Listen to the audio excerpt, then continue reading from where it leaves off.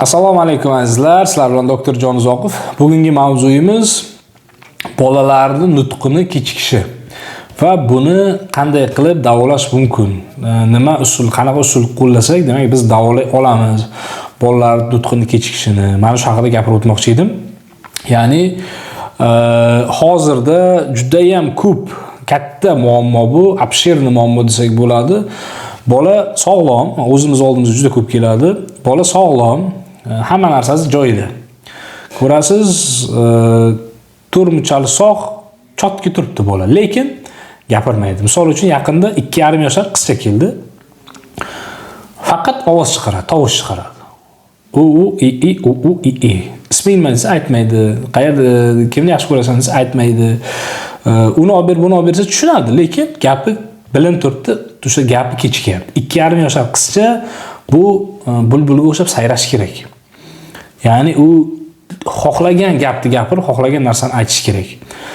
Yoki xuddi shuni, chunki oldimizga 1,5 yoshar bolachalar ham keladi, diksiyasi chotki gapiradi. O'sha qishloqda bolalar bular ko'pincha qishloqda bolalar nima uchun? Chunki u yerda internet yaxshi ishlamaydi. Shuni hisobiga, demak, bolaga telefon berilmaydi, televizor ko'rilmaydi, ko'chada ko'proq yuradi bola. Shuni hisobiga u ham albatta ta'sir qiladi. Demak, buni sabablari nimadan iborat? Bolani bunaqa qilib rivojlanayotgan.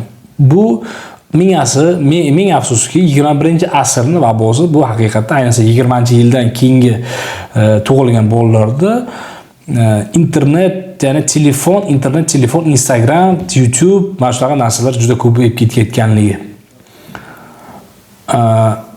Biz o'sayotgan paytimizda, biz o'sha aka-ukalarimiz bilan birga o'ynaganmiz.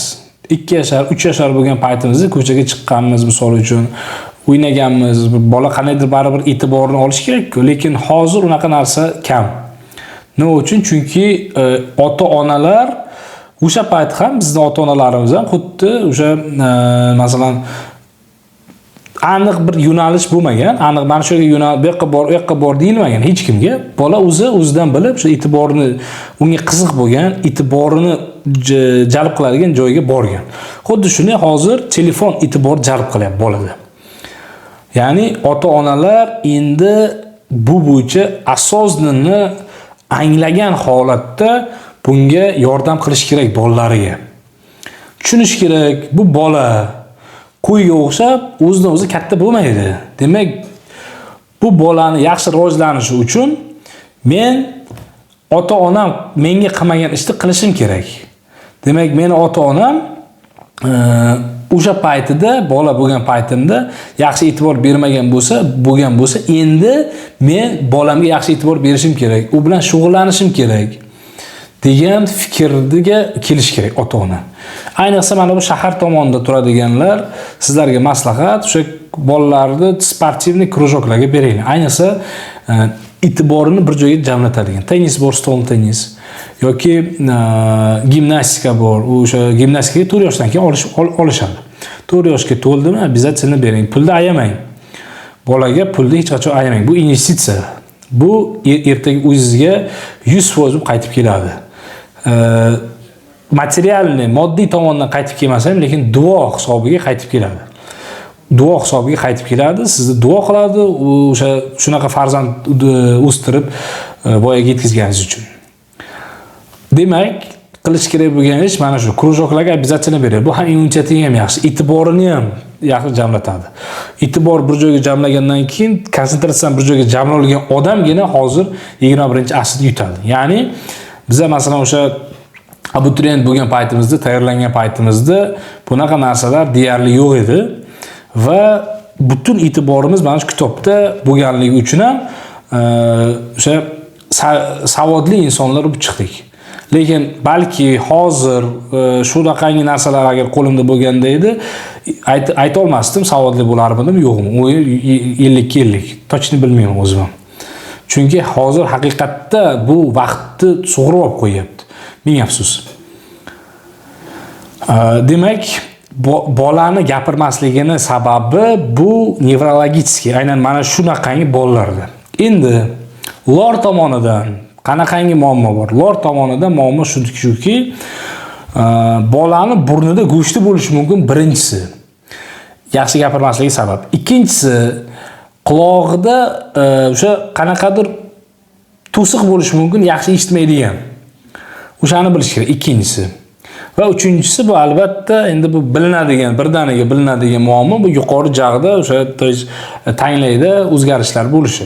Bo'ri tanglay deymiz yoki yuqori jag'da demak o'sha zaycha guba degan anolar u bilinadi birdaniga. O'shaning uchun ham bola tili kechikishi mumkin bo'ladi.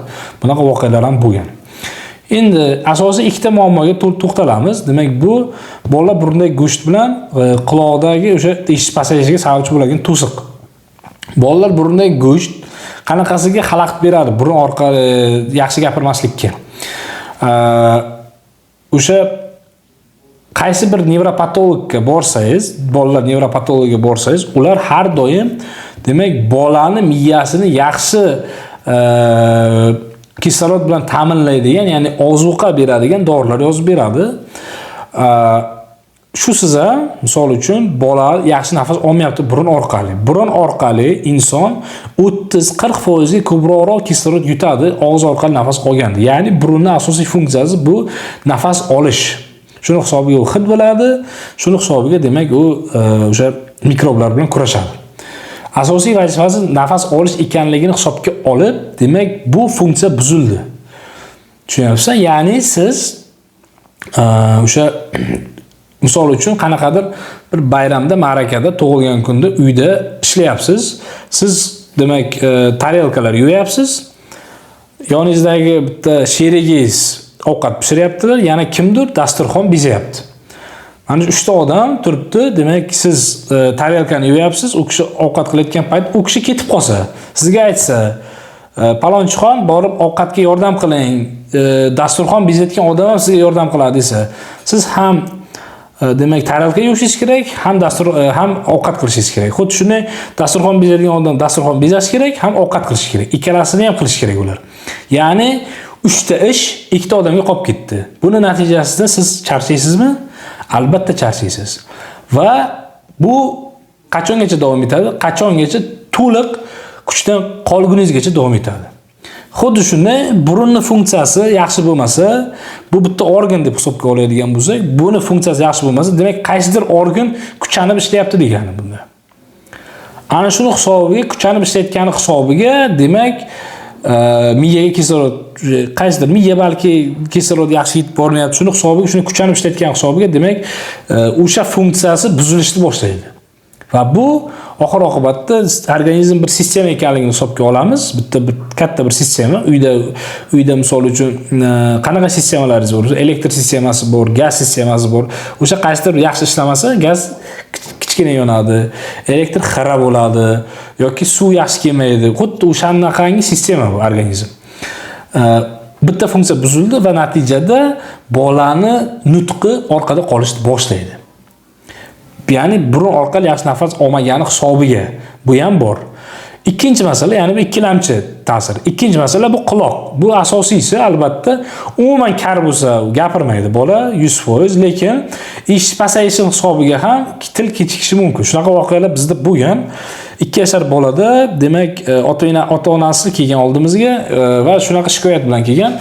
Bolam yaxshi, farzandim yaxshi gapirmayapti. Nima qilsam bo'ladi doktor degan paytda biz burunda ko'rgan paytimizda ham burunda go'shti bo'lgan, ham quloqda eksudati bo'lgan. Va eksudat kamida 6 oylik bo'lgan. Ikkalasini olib berganmiz. Eksudatini ham, burundagi go'shtini ham va bola 6 oydan keyin gapirib ketgan. Shunaqa voqealar ham bo'lgan. Shuning uchun ham mana shu ikkita asosiy lor tomonidan qilinadigan ish bolani tezroq gapirishi uchun. Albatta, nevropatologga borishdan oldin lorga ko'rsatish shart va zarur. Albatta, bu 100% qilinadigan ish. Chunki sababi nevropatolog bu muammolarni hal qila olmaydi. Buni faqatgina lor shifokor muammolar hal qila oladi. Agarda sizni farzandingizda shunaqangi tildan kechikish kabi holatlar yuzaga kelayotgan bo'lsa, bizga murojaat qiling. Bizning manzilimiz Samarqand viloyati, Samarqand shahrida Dinamo stadion orqasidagi Medfaz xususiy klinikasi. Telefon raqamlarim, demak Instagramim, bemalol murojaat qilishingiz mumkin bo'ladi.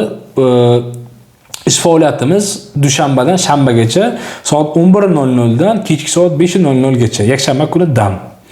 Agarda siz bizni oldimizga kelsangiz, doktor, ko'rib bering, balki burunda go'shti bordir, balki quloq yaxshi eshitmayotgandir, bitta ko'rib bering desangiz, biz ko'ramizda, o'zimiz aytamiz, qaysi nevropatologga borishlikni. Ya'ni men aynan mana shu narsa bo'yicha juda ham ko'p bolalarning gapirishiga sababchi bo'lgan odamman. Juda ham ko'p insonlar oldimga kelgan va ularni to'g'ri yo'naltirganman o'sha doktorlarga va natijada bu doktorlardan lecheniya olgandan keyin, ya'ni davolash usullarini davolash olgandan keyin bu bolalarda o'zgarish bo'lgan. Hammasida o'sha 6 oy endi ozgina til chiqishi ozgina qiyinroq va uni to'g'ri ravon qildirish ham qiyinroq, biroz vaqt kerak bo'ladi. Shuning uchun azizlar, agar sizda yoki sizning yaqinlaringizda shunaqangi muammo yuzaga kelgan bo'lsa, bemalol bizga murojaat qilishingiz mumkin bo'ladi va biz sizga bunda yordam beramiz.